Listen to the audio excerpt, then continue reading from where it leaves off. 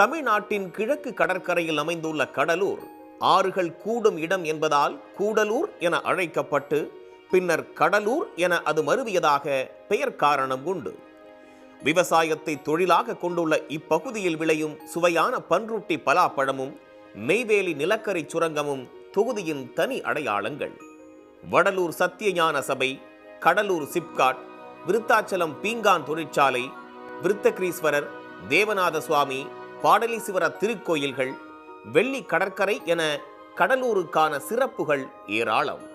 Neyveli NLC நிலக்கரி சுரங்கத்தை தவிர வேலைவாய்ப்பை வழங்கக்கூடிய பெரிய தொழிற்சாலைகள் எதுவும் இல்லாத கடலூர் தொகுதியில் இருக்கும் வேலைவாய்ப்புக்கும் மத்திய அரசு உழை வைப்பதாக குமுறுகின்றனர் தொகுதி மக்கள்.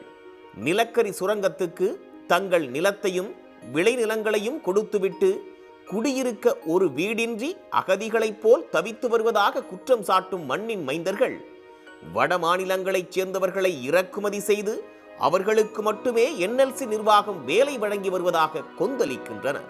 நாங்களாம் அப்ரெண்டிஸ் பண்ணியிருக்கோம், அதுக்கும் வேலை இல்லை. எங்கள் அப்பா அம்மா வேலை செஞ்சுருக்கிறாங்க, அந்த தொழிலாளிகளுக்கும் வேலை இல்லை. சொசைட்டியில் இருக்கிறவங்கள பர்மனெண்ட் ஆக்க மாட்டுறாங்க. பார்த்திங்கன்னா வட மாநிலத்திலேருந்து கொண்டு வந்து ஆட்களை இறக்குமதி பண்ணுறாங்க. வட மாநிலத்தவர்கள் இப்போ நெய்வேலிக்குள்ளே போனீங்கன்னா எல்லா கடைகள்லையும் பார்த்தீங்கன்னா வெறும் வட மாநிலத்தவர்கள் தான் இருக்காங்க. ஒரு கோயிலில் போய் பார்த்தீங்கன்னா, பார்க்கில் போய் பார்த்தீங்கன்னா, சினிமா தேட்டரில் பார்த்தீங்கன்னா வெறும் வட மாநிலத்தவர்கள், ஆயிரக்கணக்கான வட மாநிலத்தவர்கள் தான் இன்றைக்கி வேலைக்கு வந்திருக்கிறார்கள்.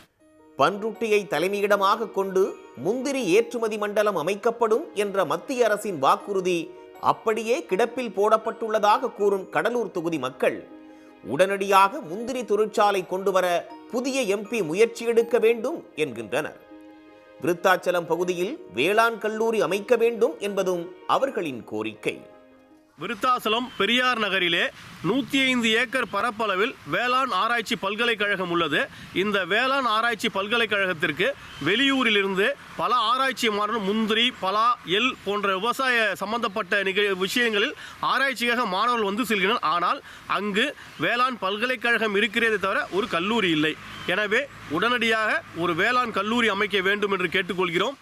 திட்டக்குடி பகுதியில் உள்ள வெலிங்டன் ஏரி தூர்வாரப்பட வேண்டும் என்பது விவசாயிகளின் வாழ்வாதார கோரிக்கையாக இருந்து வருகிறது.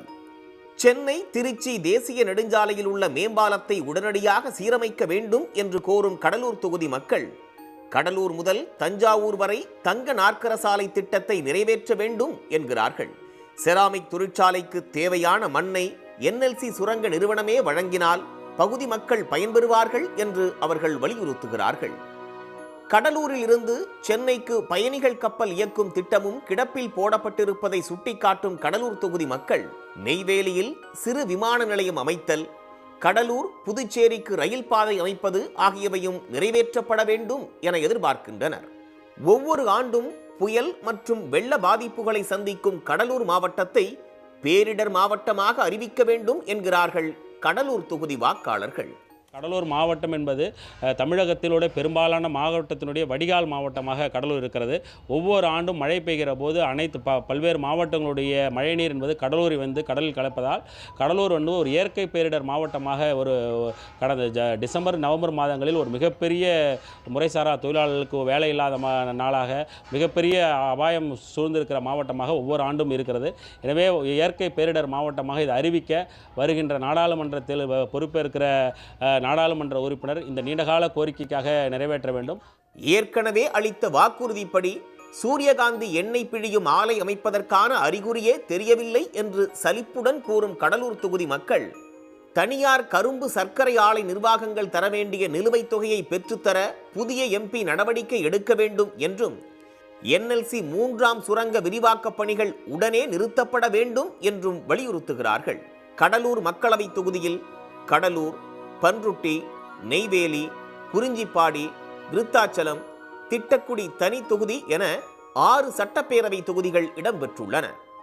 இங்கு ஆண் வாக்காளர்கள் 6,88,269 பேரும், பெண் வாக்காளர்கள் 7,12,909 பேரும் என மொத்தம் 14,01,392 வாக்காளர்கள் உள்ளனர்.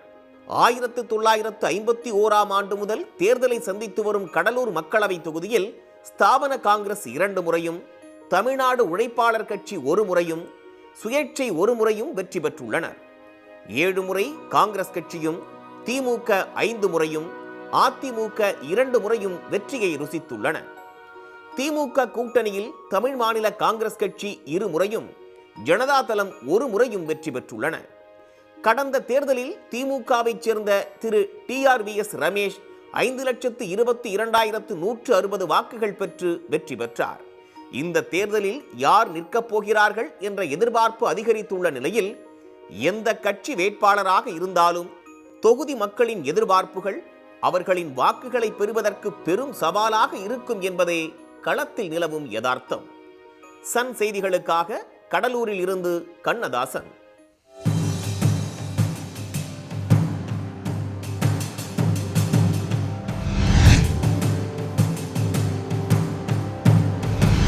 உடனுக்குடன் செய்திகளை தெரிந்து கொள்ள சன் நியூஸ் பெல் ஐகானை கிளிக் பண்ணுங்க.